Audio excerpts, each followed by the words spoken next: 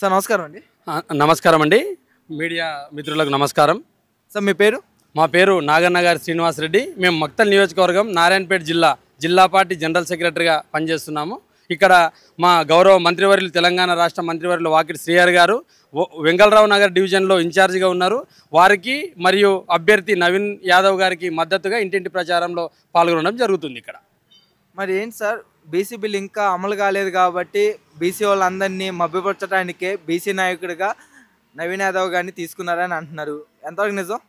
ఇదంతా శుద్ధ తప్పు. ఎందుకంటే తెలంగాణ రాష్ట్ర ముఖ్యమంత్రి వర్యులు రేవంత్ రెడ్డి గారు ఒక రెడ్డి సామాజిక వర్గానికి చెందిన వ్యక్తి అయినప్పటికీ బీసీలకు కాంగ్రెస్ పార్టీ అండగా ఉంటుంది.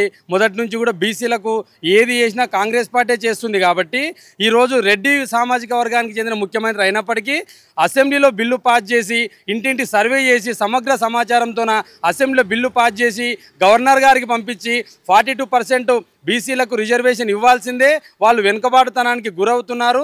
వారి నిరక్షరాస్యతను పోగొట్టాలి, రాజకీయ ఆర్థిక ఉద్యోగ అవకాశాలు ఇవ్వాలనే ఉద్దేశంతోన సదుద్దేశంతోన రేవంత్ రెడ్డి గారు ఉంటే ఈరోజు ఈ కపట ప్రేమతోన బీజేపీ బీఆర్ఎస్ ఒకటయ్యి సెంట్రల్లో నరేంద్ర మోడీ గారి సర్కార్ చేయాల్సినటువంటి 9th షెడ్యూల్లో పెట్టాల్సినటువంటి బిల్లును పెట్టకుండా నాంచుతూ కాంగ్రెస్ పార్టీ మీద అభాండం వేస్తున్నటువంటి దుర్మార్గమైనటువంటి బీఆర్ఎస్ బీజేపీలకు ఒకటే చెప్తున్నాం, మేము 42% రిజర్వేషన్కి అనుకూలంగా ఉన్నాం కాబట్టే ఇక్కడ ఇంకా వేరే సామాజిక వర్గాలకు చెందిన అభ్యర్థులు పోటీలో ఉన్నప్పటికీ నవీన్ యాదవ్ అనే ఒక యువకులకు రాజకీయ అస్తిత్వం ఇవ్వాలి, బీసీలకు ఇవ్వాలని ఒకే ఒక ఉద్దేశంతోన దీన్ని ఒక ఉద్దేశంతో ఇక్కడ నవీన్ యాదవ్కి ఇవ్వడం జరుగుతుంది.